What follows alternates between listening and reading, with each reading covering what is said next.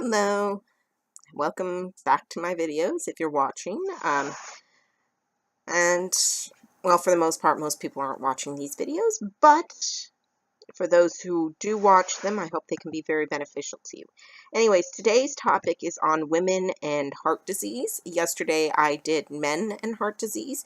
So from same website, which is the website for Center for Disease Control and Prevention. I did not mention that the first time. The article is titled Women and Heart Disease Fact Sheet. So, facts on women and heart disease. Heart disease is the leading cause of death for women in the United States, killing 289,758 women in 2013. That's about 1 in every 4 female deaths. Although heart disease is sometimes thought of as a man's disease, quotes around that, around the same number of women and men die each year of heart disease in the United States. Despite increase in awareness over the past decade, only 54% of women recognize that heart disease is their #1 killer. That's a pretty interesting fact there, actually. So I guess my aunt and my mom are part of the 51%, along with my sister and me, women-wise, of course. We have plenty of male members in our family who also acknowledge heart disease is a #1 killer, usually. Heart disease is the leading cause of death for African American and white women in the United States. Among Hispanic women, heart disease and cancer cause roughly the same number of deaths each year. And for American Indian or Alaskan Native, and Asian or Pacific Islander women, heart disease is second only to cancer. Yeah, so some pretty interesting facts on whether or not your racial background family-wise, and where you were born might actually make a difference. About 5.8% of all white women, 7.6% of black women, and 5.6% of Mexican American women have cardio heart disease. Almost 2/3, 64% of women who die suddenly of cardio heart disease have no previous symptoms. Even if you have no symptoms, you may still be at risk for heart disease. Okay, so it goes on to list some of the symptoms, and it also includes what other might come with the symptoms, including heart attack, arrhythmia, heart failure, or stroke. These can be very, very difficult to deal with. Arrhythmia, though, is basically a fluttering feeling in the chest, and it doesn't always mean it's heart disease. It doesn't always mean that you have heart failure either.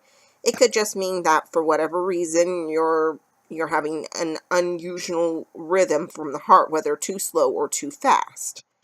Risk factors: high blood pressure, high LDL cholesterol, and smoking are key factors for heart disease. About half of Americans, 49%, have at least one of these 3 risk factors. So basically this is saying that whether you're male or female, because this is something I read for the males as well, these 3 factors basically go hand in hand. Your gender, your ethnicity, your race doesn't really play as much of a part as overall at this point. So yeah, if you have any of those, do what you can to get it better under control if you can. Several other medical conditions and lifestyle choices can also put people at higher risk for heart disease, including diabetes, overweight and obesity, poor diet, physical inactivity, excess alcohol use. Again, this is not gender specific. This is a man or woman thing, but it is on both the men and women articles. Screening. To reduce your chances of getting heart disease, it's important to know your blood pressure. Having uncontrolled blood pressure can result in heart disease. High blood pressure has no symptoms, so it's important to have your blood pressure checked regularly. High blood pressure can be a result of several factors, including cholesterol buildup in your arteries. And basically, high blood pressure can also be a result of excess stress, being basically through a traumatic situation. So one of those things, you have to be careful with with blood pressure. It is a sign of usually ill health or a problem going on.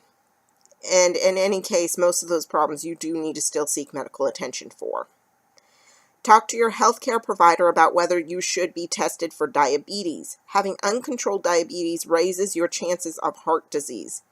Quit smoking.